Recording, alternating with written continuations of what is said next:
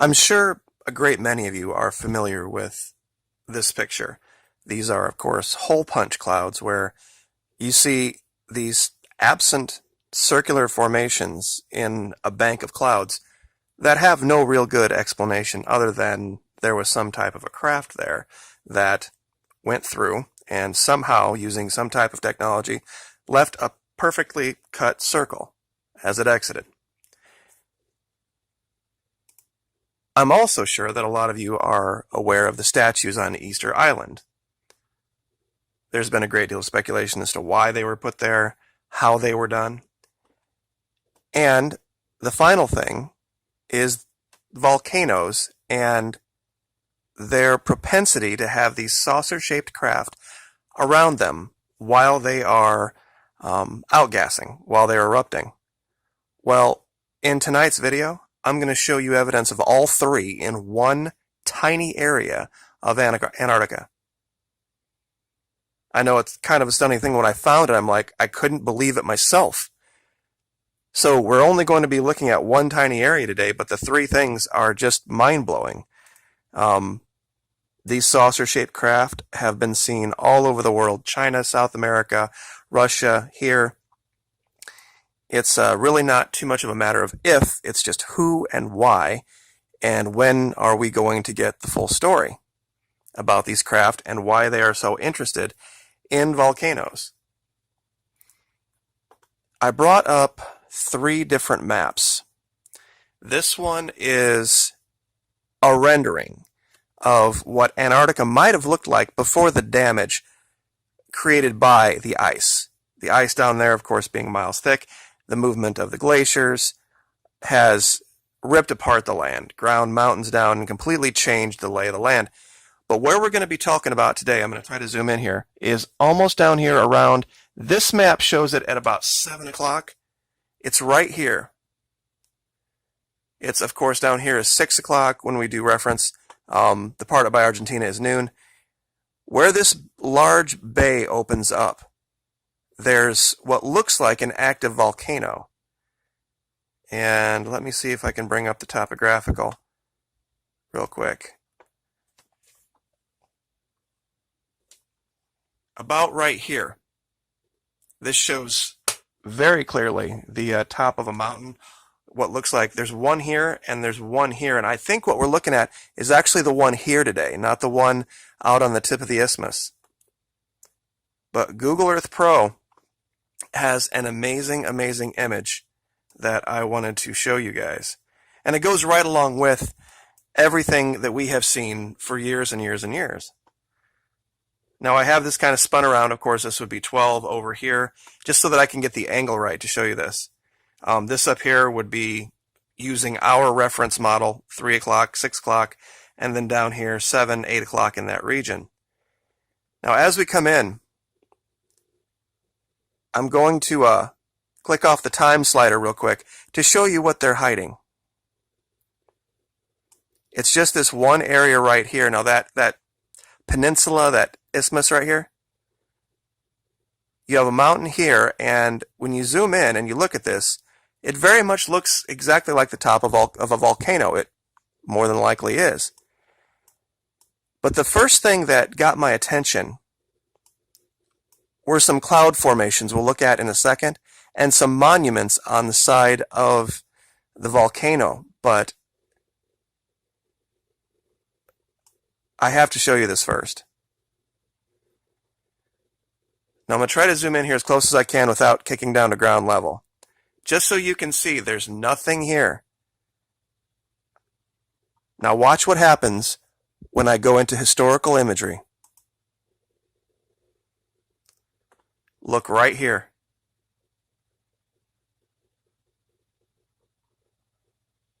Perfectly round, circular craft setting right on the side of that crater. I'm going to see if I can turn the lights up on the camera just a little bit to see if it helps. That actually made it a little bit worse.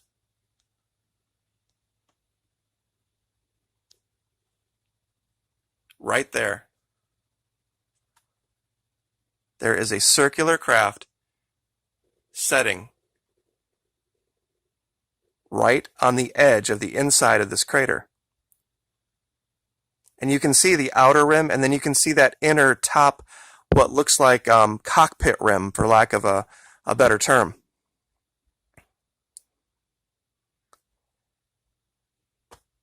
And once again, it wasn't there in the modern imagery, but in the historical imagery it appears. So this isn't some formation that's just being misinterpreted by the satellite. It wasn't there. Or I should say maybe it was there, and now it's not.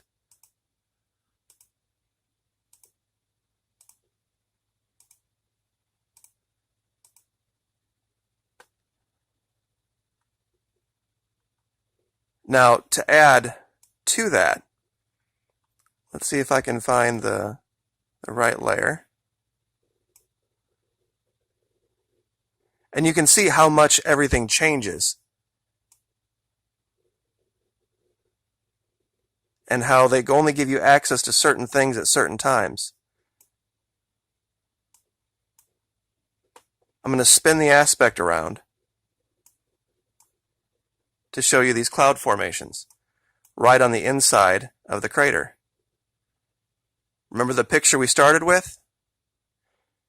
Here is a cloud with a perfectly circular hole cut out of it. One here,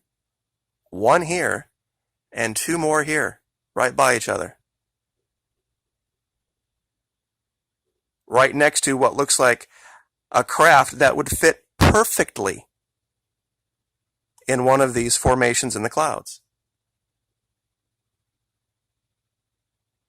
And if those two things weren't enough, if you go over to the side of this mountain, of this volcano, you can clearly see what look like Easter Island style monuments here and here. Maybe a smaller one over here.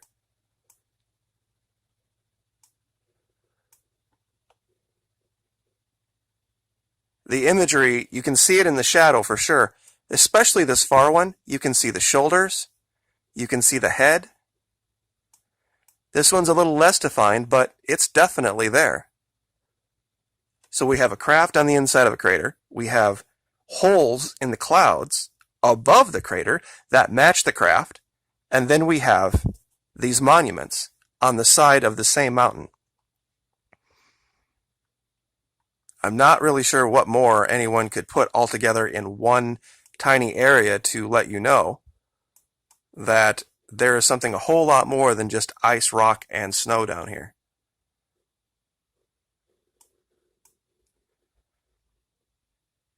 And we'll come down here to the craft one more time. Oh, gosh darn it, almost did it there. You try to get in as close as you possibly can, and it automatically zooms you to ground level, and it changes everything. But once again, we will show you what the modern imagery shows, which is nothing, and this is the historical imagery.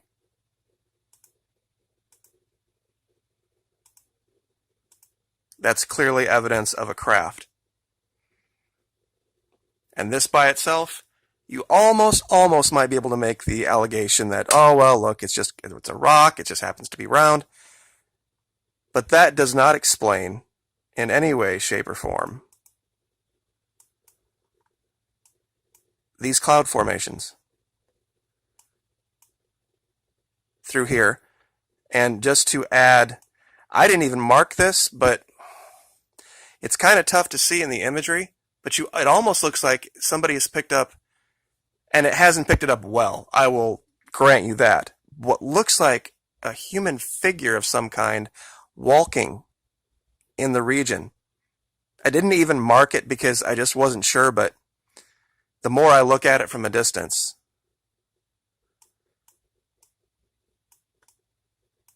and then finally over here, what look like Easter Island style type monuments. And just to bring those back up, there's your circular clouds. And this is not from there. This is a completely different YouTube channel had put this image up talking about this. There's that, and this is independent imagery from other areas of the world that pretty much put all of this in context. I'm not saying that there aren't extraterrestrials that are from other planets, but a lot of what we could be seeing might not be extraterrestrial at all.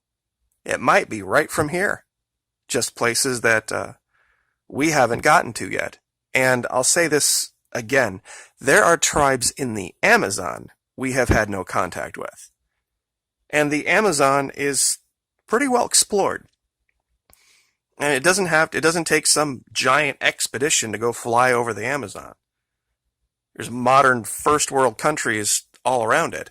And if we're still discovering human beings there that we hadn't met before, what about down here where we've done literally no exploration?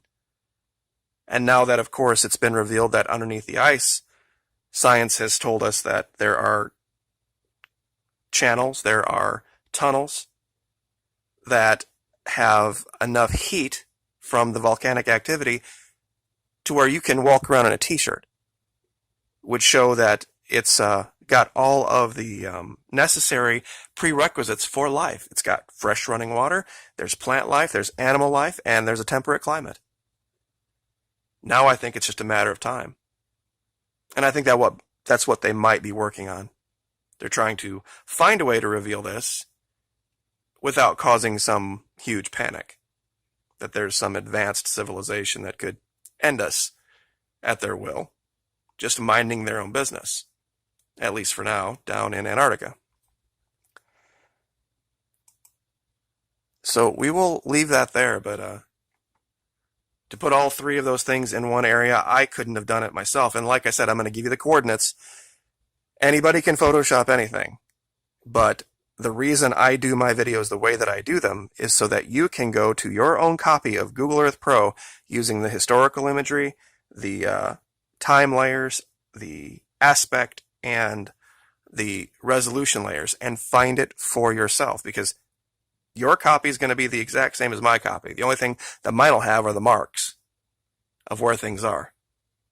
So I will leave it there. Thank you so much for the support. Appreciate it. Like, share, subscribe. We'll see you next time.